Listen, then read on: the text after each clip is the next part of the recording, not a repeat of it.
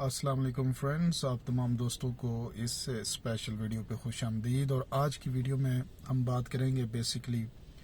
جو یہ احتجاج ہو رہا ہے، آپ دیکھ رہے ہیں، اس احتجاج کی ایک خاص بات جو ہے وہ سمجھنی ہے کہ آخر اس احتجاج کی کیوں ضرورت ہے۔ آپ یہ سمجھیں کہ ایک بھرپور پلاننگ کے ساتھ کوشش یہ کی جا رہی ہے کہ پاکستان کی آرمی کو، اب آپ اس بات کو میرے پاکستانیوں سمجھیں کہ اگر ہماری فوج کمزور ہوگی تو مطلب کیا اس کا کہ ہمارا ملک کمزور ہوگا۔ اور یہ آپ کی جو فورس ہے، یہ جو آپ کی فوج ہے، یہ پورے پاکستان کے اندر ایک ون بائنڈنگ اگر کوئی فیکٹر ہے تو یہ فوج ہے، جس کی وجہ سے پورا پاکستان آپس میں جڑا ہوا ہے۔ آپ کو اگر کوئی یونانیمس چیز پورے پاکستان میں دیکھیں گے تو وہ آپ کو یہ فوجی بھائی نظر آئیں گے، جو آپ کو کے پی کے میں بھی وہی، پاکستان کے کسی بھی کونے میں آپ جائیں، سندھ میں، بلوچستان میں، آزاد کشمیر میں، گلگت بلتستان میں، کسی بھی کونے میں آپ چلے جائیں، پنجاب کے اندر آپ کو جو یونانیمس چیز آپ کو نظر آئے گی وہ پاکستان کی آرمی ہے۔ اب کچھ ہمارے ہاں لنڈے کے دانشور ہیں جو بیرون ملک بیٹھے ہوئے ہیں اور ان کے اپنے ایجنڈے ہیں۔ اب آپ دیکھیں کہ آج انہوں نے ایک آرگومنٹ بنا لیا ہے کہ ہم سول بالادستی کی بات کرتے ہیں۔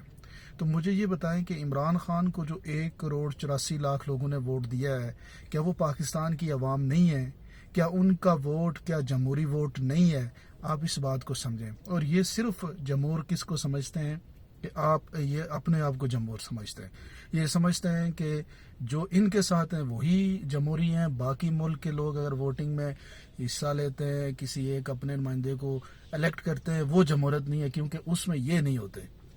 اسی طرح عدالتوں کے اندر اگر ان کے حق میں فیصلے آ جائیں تو بہترین ہے، اگر ان کے حق میں فیصلے نہیں آئے تو یہ فیصلے بھی نہیں مانتے۔ اسی طرح سے اگر آپ یہ دیکھیں کہ فوج کے اندر اگر کوئی کہیں پہ بھی ان کی کوئی چھوٹی موٹی انڈرسٹینڈنگ بن جائے تو وہاں پہ یہ بہترین ہے، لیکن اگر کہیں اپوزٹ ڈائریکشن پہ چلی جائے تو وہاں یہ لوگ آ جاتے ہیں اپنی سیاست۔ اس ساری پروسیس میں جو سمجھنا ہے ان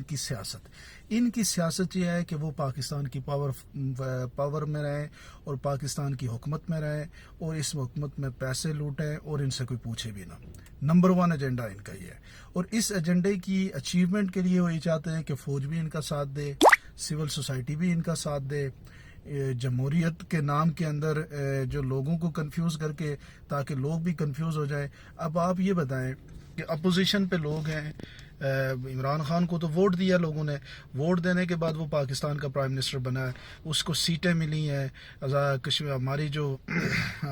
قومی اسمبلی ہے وہاں پہ عمران خان کے پاس اکثریت ہے تو تبھی وہ آج پاکستان کا پرائم منسٹر ہے۔ لیکن یہ کس جمہوریت کو جمہوریت مانتے ہیں؟ یہ صرف اس جمہوریت کو جمہوریت مانتے ہیں جس میں ان کی اکثریت ہو جائے۔ لاسٹ الیکشن میں پورا الیکشن جو ہے وہ ریگڈ نکلا، اس الیکشن کے اندر 100 طرح کے پرابلمز آئے، اور عمران خان نے 4 سیٹوں کی بات کی تھی اور چاروں وہ وہاں پہ آپ نے دیکھا ہوگا کہ ری الیکشن ہوئے، تو وہ الیکشن ان کو جمہوری لگتا ہے۔ یہ الیکشن جو نسبتاً سارے رپورٹس آپ کو بتا رہی ہیں کہ پاکستان کا سب سے پچھلے الیکشن سے بہترین الیکشن تھا، تو یہ الیکشن یہ نہیں مانتے، یہ صرف اس چیز کو مانتے ہیں جو ان کے فائدے میں ہو۔ اسی طرح سے ان کی سیاست کو ایک اکیلے آدمی نے ارریلیونٹ کر، مولانا فضل الرحمان کو حکومت سے باہر کر دیا، ان کو تکلیف ہے،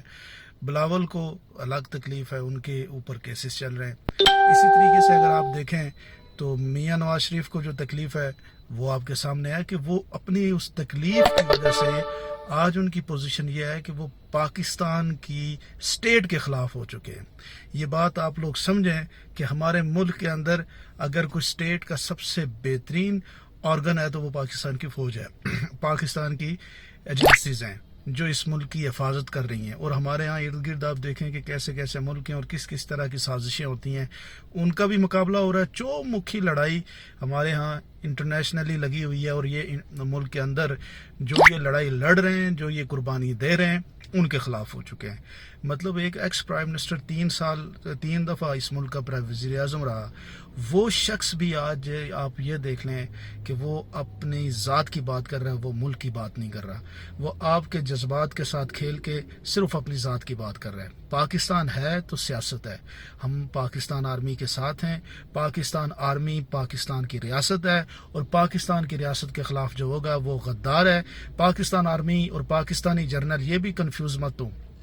چیف آف آرمی سٹاف، کیونکہ فوج ساری کوئی سیاسی جماعت نہیں ہوتی، فوج ایک ڈسپلن میں ہوتی ہے، اور ان کا سب سے مین ڈسپلن ہے چین آف کمانڈ، اور کمانڈ میں اگر چیف کی بات کوئی نہیں سنے گا تو وہ فوج کسی کام کی نہیں ہے، تو اگر چیف برا ہے تو پھر ساری فوج بری ہے۔ اسی طریقے سے میں یہ کہہ رہا ہوں کہ ISI کے چیف کے اوپر اگر بات کرتے ہیں تو وہ برا ہے تو پھر پوری ایجنسی بری ہے، تو ہم ان سب کو سلوٹ پیش کرتے ہیں، پاکستان آرمی کو، پاکستان کی ISI کو، پاکستان کی ہر ایجنسی کو جو اس ملک کی حفاظت کے لیے